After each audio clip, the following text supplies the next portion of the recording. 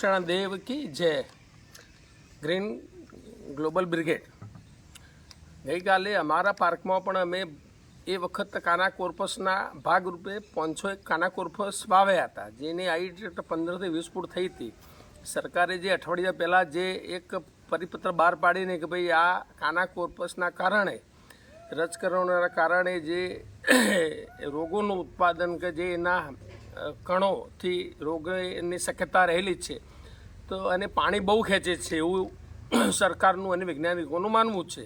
તો આપણે એની સાથે સંમત છીએ, પણ આ ઝાડને કુદરતે કોઈપણ વસ્તુ નકામી બનાવી નથી એમ સમજીએ. આકરો હોય, થરિયો, બાવળીઓ હોય કે લીમડો હોય કે ચંદન હોય, આ પણ કુદરતે જે રીતે બનાવ્યું છે એ પણ એના નિયમથી જ બનાવ્યું છે.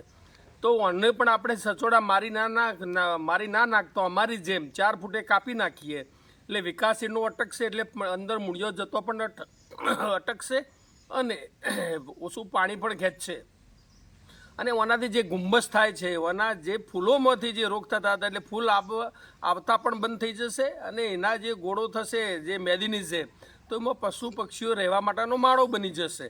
અને એ ઓક્સિજન તો આપે જ છે, એટલે એ કોઈ ડરવાની જરૂર નથી. એટલે આ માધ્યમથી મારી નમ્ર વિનંતી છે કે હચોડો એનું ઘાણ ના કાઢી નાખીએ, એને 4 ફૂટે કાપીને એને આકાર આપીને પક્ષીઓ રહેવાના માળા બનાવીએ. એ પણ ઓક્સિજન આપે જ છે, પાણી ઓછું ખેંચશે અને રજકરણો એના ફૂલ નહીં થાય તો આ રોગોમાંથી પણ મુક્તિ મળશે. તો આ માધ્યમથી મારી આપ સૌને વિનંતી છે કે એને સચોડા નફરત ના કરીએ.